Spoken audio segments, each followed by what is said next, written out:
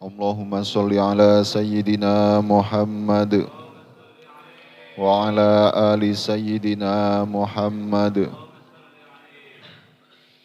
Allahumma salli ala Sayyidina Muhammad. Ya Rabbi salli alaihi wa sallim. Allahumma salli ala Sayyidina Muhammad. Ya Rabbi salli alaihi wa sallim. Allahumma salli ala Sayyidina Muhammad. Ya Rabbi salli alaihi wa sallim. Allahumma salli ala Sayyidina Muhammad. Ya Rabbi salli alaihi wa sallim. Allahumma salli ala Sayyidina Muhammad. Ya Rabbi salli alaihi wa sallim. Allahumma salli ala Sayyidina Muhammad. Ya Rabbi salli alaihi wa sallim. Allahumma salli ala Sayyidina Muhammad. Ya Rabbi salli alaihi wa sallim. Assalamualaikum warahmatullahi wabarakatuh. Bismillahirrahmanirrahim. Alhamdulillahirabbil alamin wa bihi nasta'in wa ala umurid dunya waddin. Wassalatu wassalamu ala asyrafil anbiya'i wal mursalin wa ala alihi wa sahbihi ajmain. Alhamdulillahilladzi arsala rasulahu bil huda wa dinil haqqi liyudhhirahu 'ala dini kullih wa kafa billahi syahida, amma ba'du. Hadratal muhtaramin kang kawula hormati, para alim ulama, para sesepuh bini sepuh, para bapak-bapak, ibu sekalian. Monggo sepindah kita ngaturaken rasa puji syukur kita dhateng ngarsanipun Gusti Allah Subhanahu wa taala. Biqaulina alhamdulillahirabbil alamin. Ingkang sampun paring dhateng kita sedaya rahmat kenikmatan, kesehatan. Ingkang kanthi rahmat nikmat punika khususipun ing dalu punika kita saged nglembak teng punika majelis kanthi keadaan sehat walafiat. Lan mugi-mugi karawan kita sedaya kanthi niat sae kita sedaya saestu dipun trami dipun catet kalian Gusti Allah kanthi amalus sholihat. Shalawat serta salam boten kesupen kita aturaken dhateng junjungan besar kita Nabi Muhammad sallallahu alaihi wasallam, Nabi panutan kita sedaya, Nabi kang kita ajeng-ajeng syafaatipun benjing yaumul kiamah, Nabi kang nuduhaken dhateng kita sedaya dalan ingkang bener inggih punika arupi dalan ajaran agama Islam. Monggo satripun kita mulai, kita tawasul riyin sareng-sareng. Ila haratina bil Mustafa Sayyidina Maulana Muhammadin sallallahu alaihi wasallam wa ala alihi wa sahbihi wa dzurriyyati wa ali baitihi wa jamila anbiya wal mursalin wal auliya wa syuhada wa sholina wa tabi'ina wa tabi'ina lahum bi ihsanin ila yaumil wa jamil malaikatul muqarrabin wa nafa'ana Allah min barakatihim wa karomatihim wa syafaatihim. Syaulillahi lana wa lahumul Fatihah. A'udzu billahi minasyaitonir rajim. Bismillahirrahmanirrahim. Alhamdulillahirabbil alamin arrahmanir rahim maliki yaumiddin. Iyyaka na'budu wa iyyaka nasta'in ihdinas siratal mustaqim siratal ladzina an'amta 'alaihim ghairil maghdubi 'alaihim. Wa ila huratil aimatil arba'atil mujtahidin maqalati musan ila syahul qadra jalaini wa la jamil wa sa'af la jamil wa ulama wa ila jamil ulama ila ilmin ain makan masyariqal ati ila maghribiha barriha wa bari wajibali wa titiha husun ila mu'asiyatil mujadat wa husun ila jamil masyariqal wa ila jami' man ajallal masyayikh wal ulama wa usulihim wa furu'ihim wa man intasabu ilaihim wa nafa'ana Allah min barakatihim wa karamatihim wa syafaatihim. Sya'ulillahi lana wa lahumul Fatihah. A'udzu billahi minasyaitonir rajim. Bismillahirrahmanirrahim. Alhamdulillahi rabbil alamin arrahmanir rahim maliki yaumiddin. Iyyaka na'budu wa iyyaka nasta'in ihdinas siratal mustaqim siratal ladzina an'amta 'alaihim ghairil maghdubi 'alaihim waladdallin. Amin. Wa ila harati abaina wa abaya baina wa ummatina wa ummati ummatina wa jadina wa jadajatina wa khawlatina wa ammatina wa syayikhina wa talamidina wa jami'il muslimina wal muslimat wal mu'minina wal mu'minat al ahya'i minhum wal amwat min ummati sayyidina Muhammad wa farallahu lana wa lahumul Fatihah. A'udzu billahi minasyaitonir rajim. Bismillahirrahmanirrahim. Alhamdulillahirabbil alamin arrahmanir rahim maliki yaumiddin. Iyyaka na'budu wa iyyaka nasta'in ihdinas siratal mustaqim. Siratal ladzina an'amta 'alaihim ghairil maghdubi 'alaihim waladdallin. Amin. Bismillahirrahmanirrahim. Kita lajengaken surat Al-Baqarah halaman 84 ayat 228. A'udzu billahi minasyaitonir rajim. Bismillahirrahmanirrahim. Wal mutallaqatu yatarabbasna bi anfusihinna thalathata quru wala yahillu lahunna ay yaktumna ma khalaqallahu fi arhamihinna in kunna yu'minna billahi wal yaumil akhir. Wa bu'ulatuhunna ahaqqu biraddihinna fi dzalika in aradu islaha walahunna mithlul ladzi 'alaihinna bil ma'ruf walirrijali 'alaihinna darajah wallahu azizun hakim. Wal mutallaqatu utawi pira-pira wong wadon kang den talak sing dicerai iku yatarobasna kudu nyerantekake sapa mutallaqat bi anfusihinna kelawan pira-pira awak dhewe ne mutallaqat salah sata kuruin ing telu pira-pira sucinan.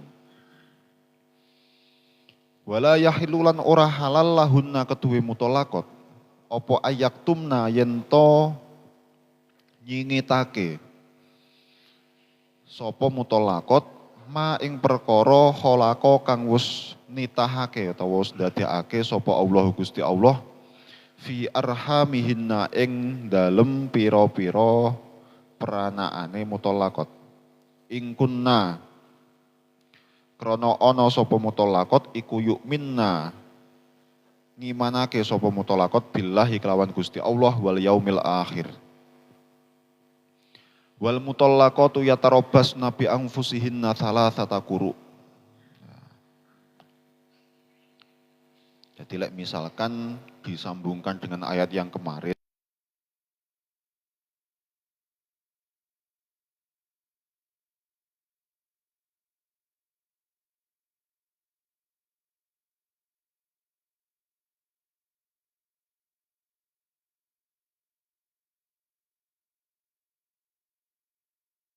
setelah 4 bulan harus ada kejelasan tentang status antara suami dan istri. Nah, kalau rujuk kembali ya alhamdulillah. Berarti misalkan setelah 4 bulan kok ternyata tidak menyentuh, ya harus diberikan kepastian seorang perempuan dengan akhirnya tolak. Wa in azamut tolak fa innallaha sami'un alim. Terus ayat yang sekarang ini menjelaskan masalah tolak. Wal mutallaqatu yatarabbasna bi anfusihinna thalathata quru. Wal mutallaqat orang-orang perempuan yang ditolak, yang ditalak, yang dicerai. Nah, ketika seorang perempuan itu sudah diceraikan, muncul kata-kata perceraian, kamu saya talak misalkan. Nah, maka seorang perempuan itu harus yatarobasna, harus menunggu selama salah satu kuruin. Jadi, simpelin ini adalah masa iddah, masa perhitungan bagi seorang perempuan yang sudah ditalak, yang sudah dicerai, itu adalah salah satu kuruin. 3 kali masa sucian. 3 kali masa sucian. Nah, maka ketika dalam waktu 3 bulan ini, wala yahilul lahunna, maka tidak halal bagi mereka kalau mereka ayaktum nama khalaqallahu fi arhamihinna, kalau mereka menyembunyikan apa yang ada di dalam rahim mereka. Atau misalkan ternyata dia itu karena sudah dicerai dalam masa penantian, ternyata dia mengandung. Nah, terus dia menyembunyikan, tidak menghabarkan masalah kandungan tersebut misalkan. Nah, maka itu tidak boleh. Maka tidak halal kalau dia menyembunyikan apa yang sudah ditetapkan oleh Gusti Allah kepada perempuan tersebut. Kalau memang dia beriman kepada Allah dan hari akhir.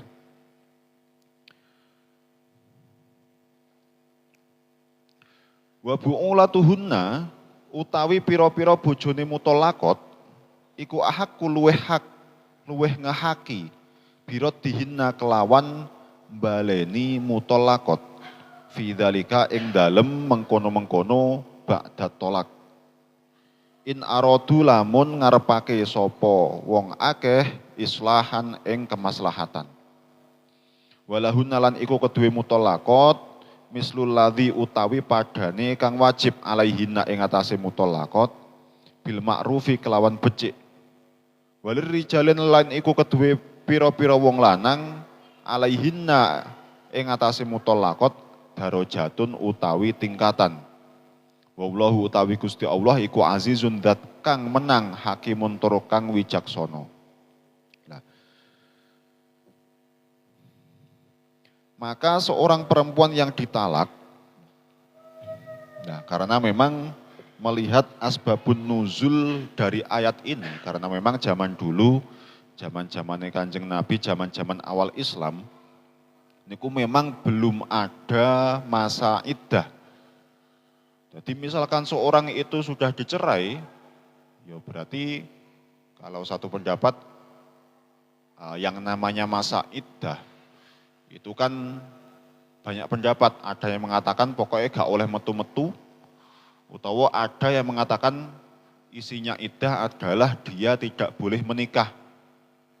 Nah, berarti kalau zaman dulu belum ada iddah, ketika seorang perempuan itu sudah diceraikan oleh suaminya, maka tidak perlu menunggu waktu lama, entah itu satu seminggu, sebulan, atau bahkan sehari pun, bisa saja dia nanti akan langsung menikahi orang lain.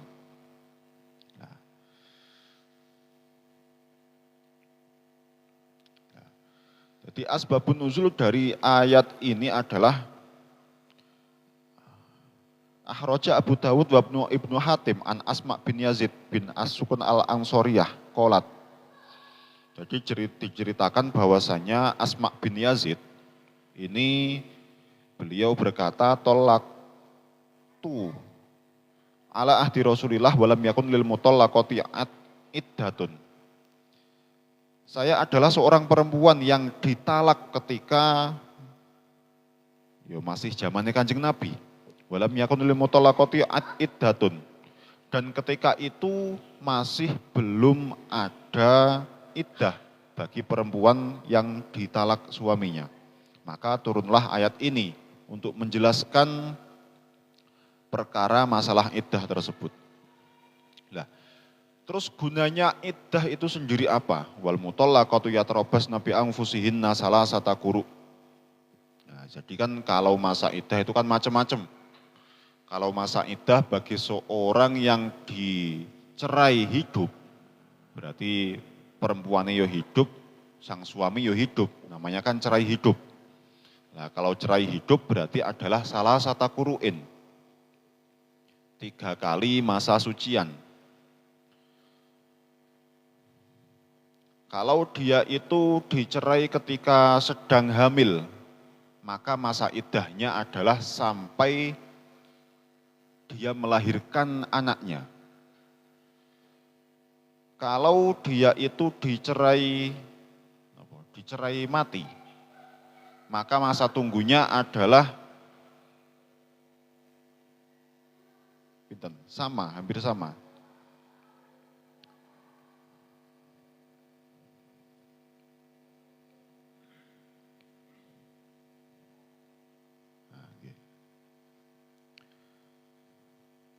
Sama, salah satu kuru'in. Nah kemudian untuk misalkan dia itu seorang wanita yang sudah menopause atau tidak haid lagi. Atau dia seorang perempuan ketika menikah belum disentuh oleh suaminya, terus dia itu diceraikan, berarti belum disentuh sama sekali, sebenarnya hampir sama. Karena semuanya itu adalah salah satu kuru'in. Ada salah satu yang beda yaitu harus menunggu selama 3 bulan. Nah, seperti ayat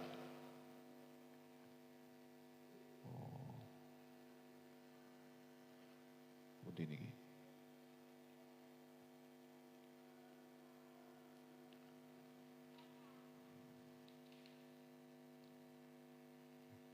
Oh ini, kalau dia ditinggal mati walladzina yatawaffawna, Al-Baqarah ayat 234, walladzina yatawaffawna minkum wa yadharuna azwaja yatarabbasna bi anfusihina arba'ata asyhuri wa asyra.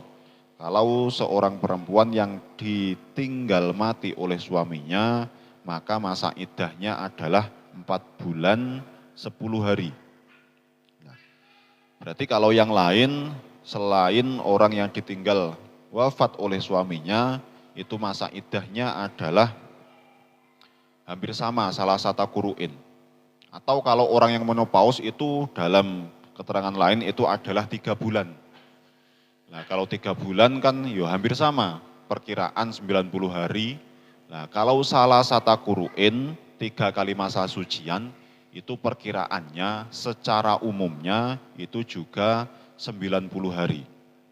Nah ini yang diambil adalah secara umum. Karena nanti seorang perempuan itu pasti akan berbeda-beda antara masa haid dan sucinya. Bisa jadi seorang perempuan itu haidnya sebentar atau masa persuciannya lama, atau bahkan masa haidnya lama atau dan masa sucinya lama. Maka bisa jadi salah satu kuru'in bisa jadi lebih dari 90 hari. Nah, maka yang pasti di sini karena perkiraan umumnya adalah 90 hari, ini penghitungannya harus tetap mengikuti salah satu kuru'in. Harus mengikuti salah satu kuru'in. Karena memang kita patokannya dalam syariat Islam itu harus kita penuhi semuanya. Kalau memang ketentuannya 4 bulan 10 hari, yo harus kita ikuti. Kalau ketentuannya 3 bulan, yo 3 bulan 90 hari. Kalau salah satu kuru'in kok ternyata secara umumnya masa haid dan sucinya itu kalau di total lebih dari 100 hari misalkan, yo harus diikuti semuanya, karena itulah peraturan yang ada di dalam hukum Islam. Nah, maka seseorang yang ditalak oleh suaminya, itu dia harus menjalani masa iddah selama 3 kali masa sucian. Nah, masa penghitungannya bagaimana? Berarti kalau dia misalkan, memang yo namanya ulama, kenapa harus ada beda pendapat? Yo biar jadi perbandingan.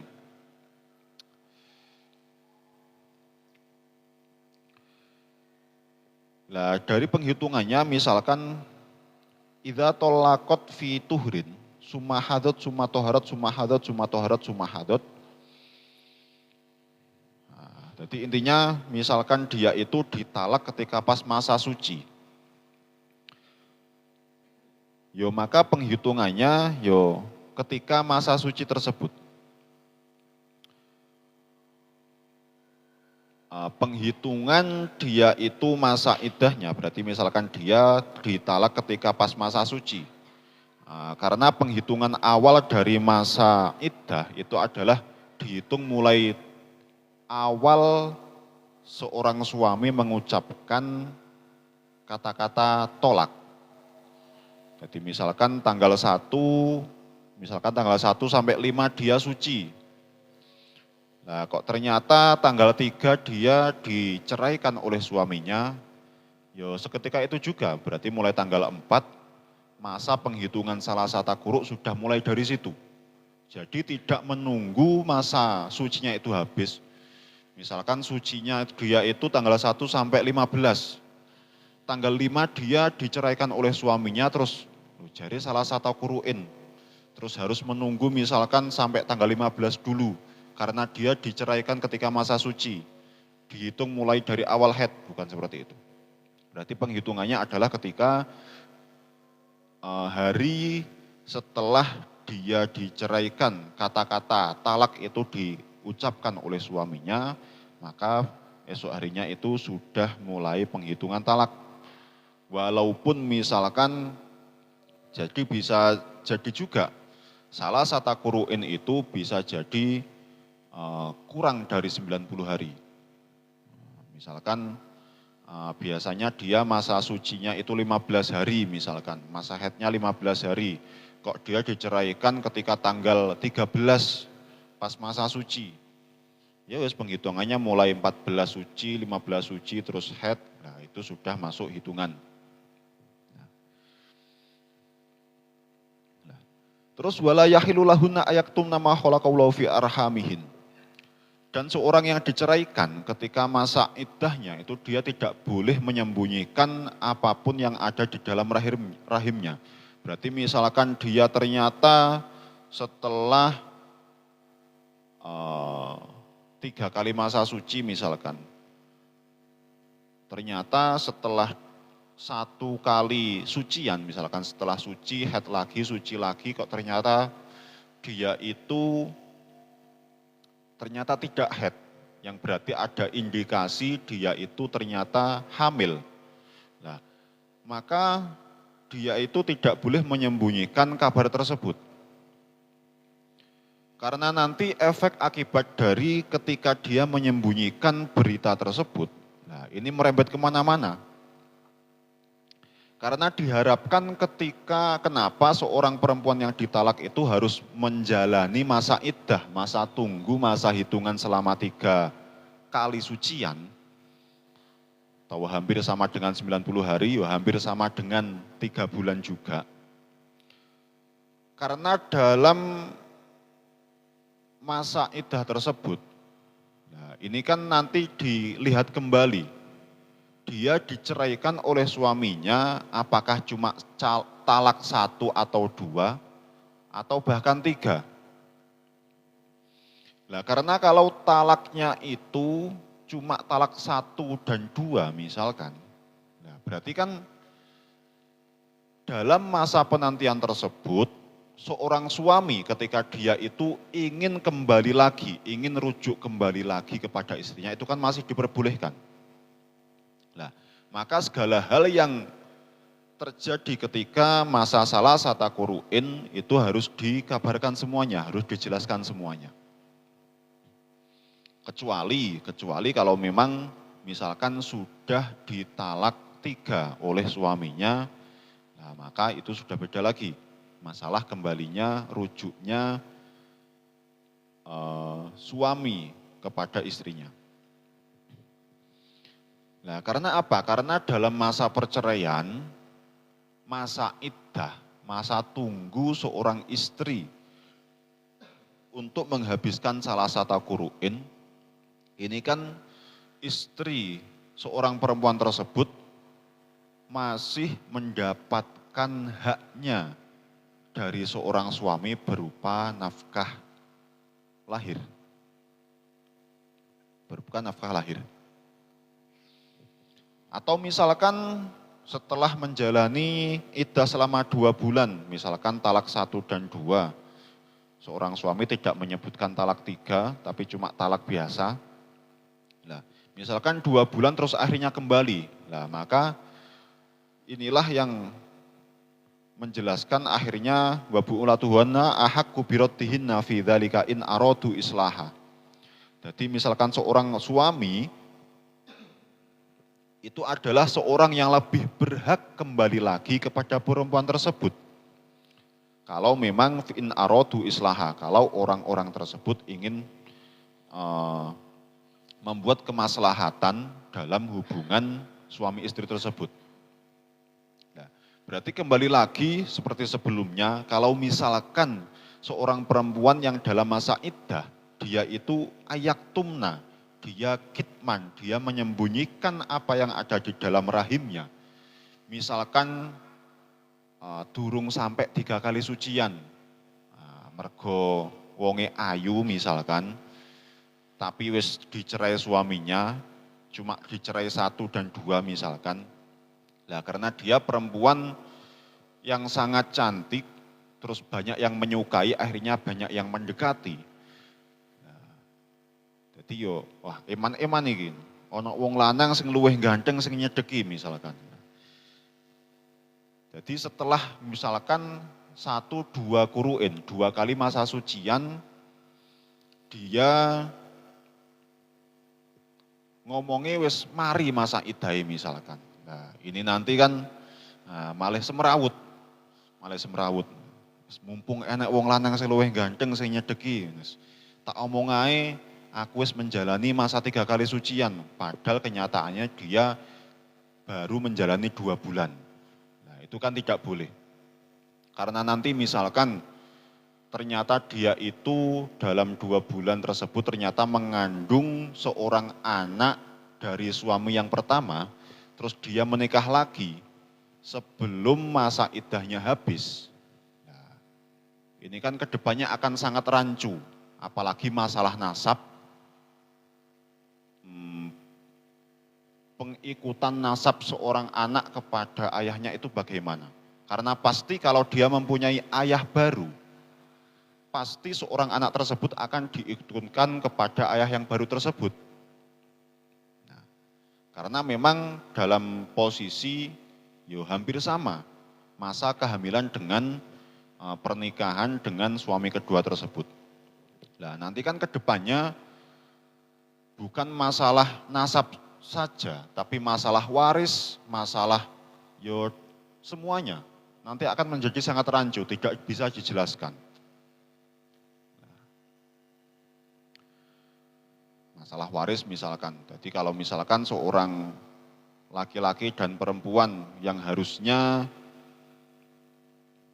seorang perempuan itu akhirnya belum menyelesaikan masa iddah, berarti kan masalah waris juga ini seorang anak itu nanti tidak akan mendapatkan warisan atau pembagian harta waris atau ditakutkan masalah perzinahan dan yang lain sebagainya. Nah, atau kebalikannya misalkan karena dia tidak menjelaskan, masih menyembunyikan masa salah satakuruin. Mungkin dia itu masih sangat cinta dengan suami pertamanya.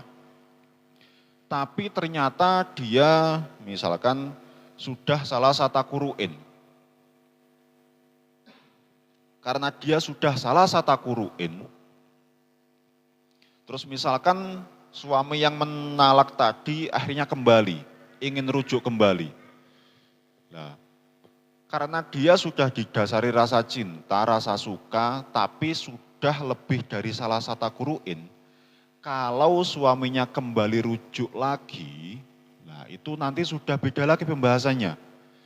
Kalau akhirnya dia, gak apa-apa mas sampean balik koyo itu ngane wingi durung genep 90 dino, durung genep 3 kali masa sucian. Nah padahal kenyataannya sudah lebih dari itu. Nah maka ketika seorang suami akhirnya rujuk kembali, meskipun suami yang pertama tadi akhirnya rujuk kembali, tapi kalau sudah lebih dari salah satakuruin, itu namanya bukan rujuk lagi. Kalau akhirnya dia berhubungan, menggauli istrinya, menyentuh istrinya,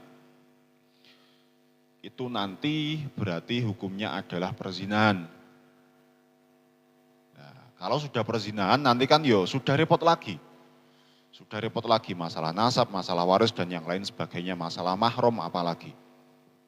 Maka harus jelas semuanya. Kalau memang masa suciannya entah itu lama atau sebentar, harus jelas. Nah, karena merembetnya ke semuanya. Karena kita kan tidak tahu, ngerti nih, pokoknya sik dulur kayak anak kae. Nah ternyata setelah ditelusuri dengan sangat pasti, melihat kejadian latar belakangnya, ternyata itu masih mahram. Yang harusnya tidak boleh dinikahi, akhirnya dinikahi. Masalah dia asnabi, orang perempuan yang lain. Nah, itu kan akhirnya menjadi tidak jelas.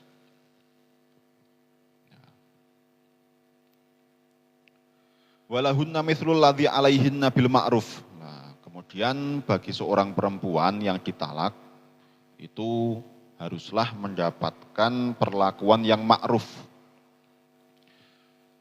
Jadi seorang suami pun misalkan ada kejadian seorang suami ingin mentalak istrinya, ya harus dilakukan dengan ma'ruf, dengan bagus. Entah itu dia nanti akan rujuk kembali atau tidak, sebagai seorang laki-laki, antara hubungan suami istri harus dilakukan dengan hubungan yang baik. Perceraian itu harus dilakukan dengan cara yang baik. Karena ada salah satu ulama yang mengatakan, bahkan menceraikan istrinya pun, jadi jangan sampai misalkan istrinya lagi hamil, terus akhirnya diceraikan. Nah, nanti kan kasihan, seorang perempuan tersebut masa iddahnya akan lebih panjang. Misalkan seorang yang perempuan yang hamil misalkan, terus seorang suami memaksa cerai. Nah, kan nanti masa iddahnya, karena masa iddahnya sampai anak itu dilahirkan, nah kan kasihan.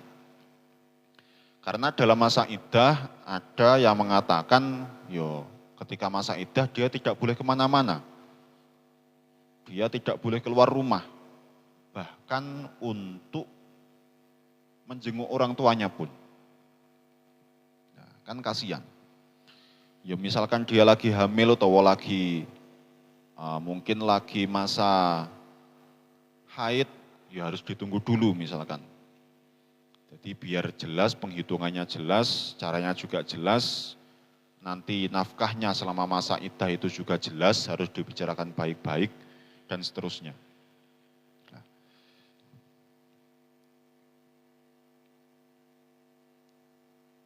Oke, pripun?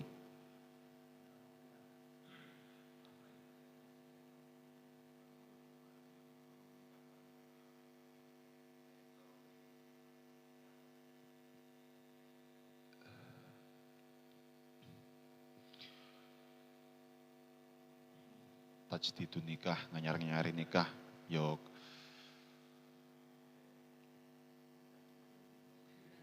kalau tajdid nikah itu ya lebih baik.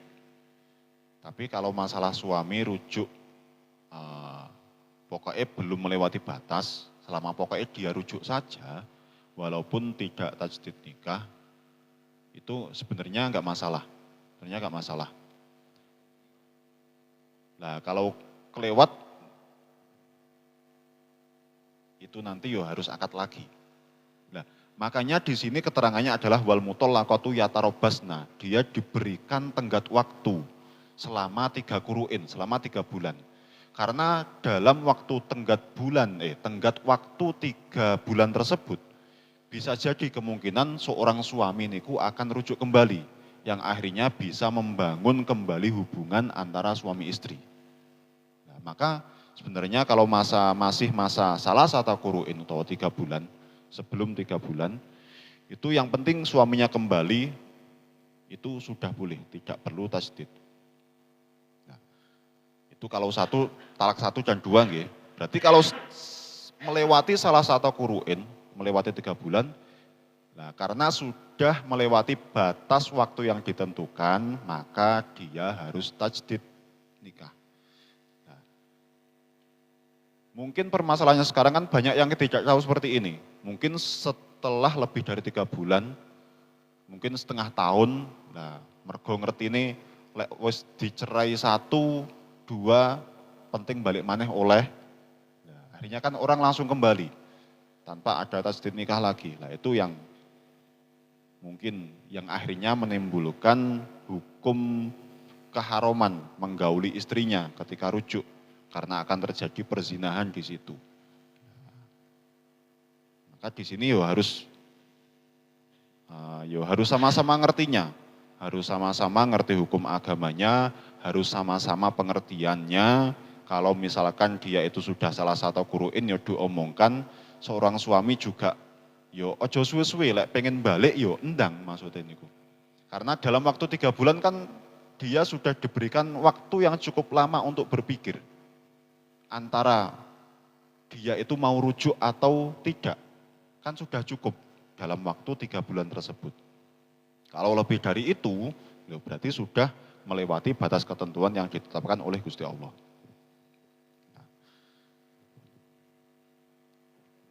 Nggih.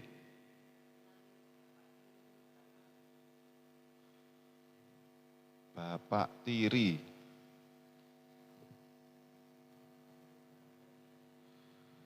Kalau sudah berhubungan, berarti kan sudah masuk nasab. Nggih. Insya Allah ngoten kados sih. Jadi bapak tiri, ya kecuali bapak tiri ini cek calon nggih. Nek cek calon jelas akhirnya batal. Berarti kadose kalau sudah sah, ada hubungan suami istri, ya akhirnya mboten batal kalau si anaknya. Karena yang menyambungkan akhirnya menjadi mahram kan, ya akhirnya hubungan suami istri tersebut. Hubungan seorang suami menggauli istrinya, itu yang menjadikan ikatan hubungan mahram ketika dia bersentuhan dengan anaknya. Kadose insya Allah seperti itu, insya Allah seperti itu. Boten, insya Allah boten. Lek bapak angkat nggih jelas, karena kalau bapak angkat saja kan tidak ada hubungan nggih, hubungan apa ya? Hubungan sedarah, hubungan apa ya yang menjadikan dia itu menjadi mahram kan tidak ada yang mengikat hubungan mahram tersebut. Nggih, insya Allah seperti itu. Jadi kalau cuma bapak angkat berarti yo lek demek yo batal kalau cuma bapak angkat saja. Nah, makanya kan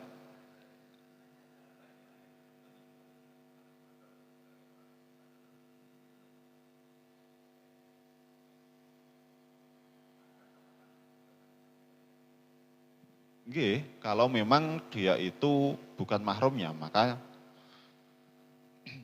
dilihat dulu apakah yang menjadi orang tua angkatnya itu masih mahram atau bukan.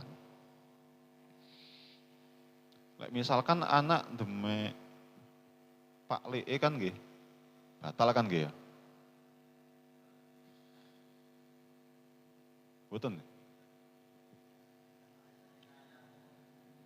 Oh, bojone Pak Lee batal. Nggih. Nggih. Nah, nggih.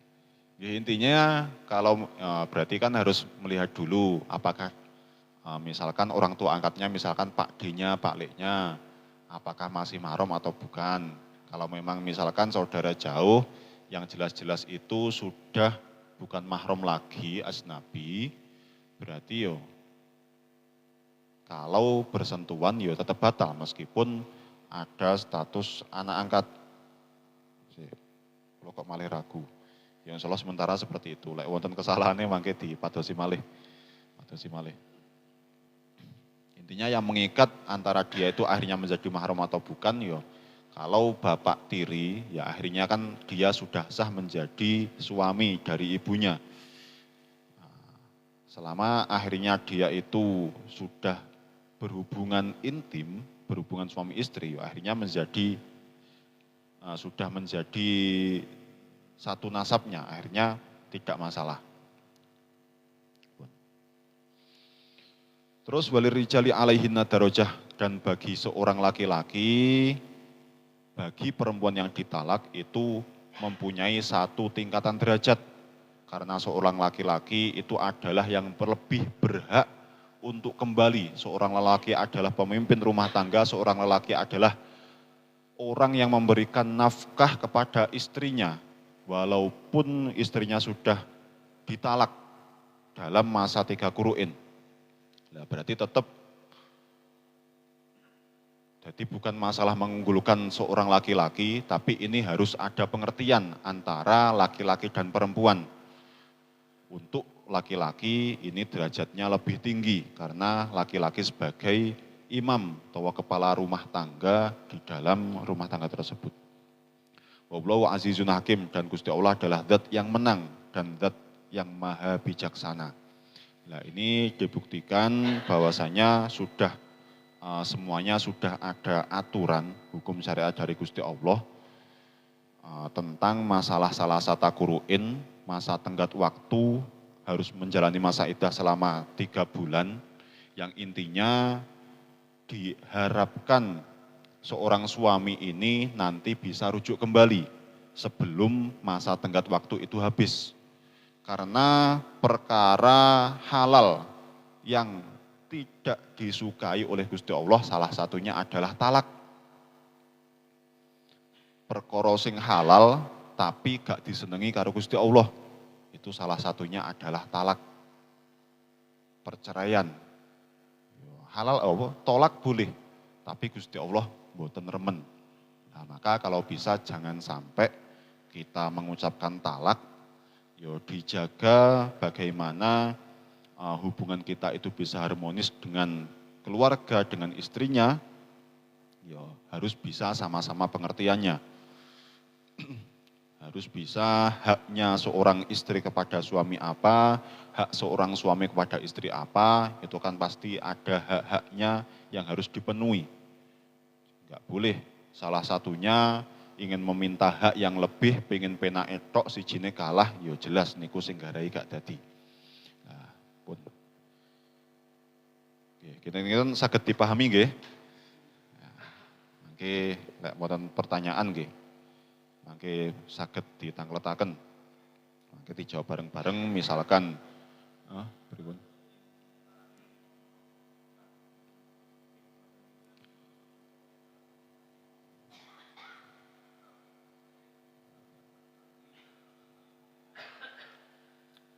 Nah, niku riyen.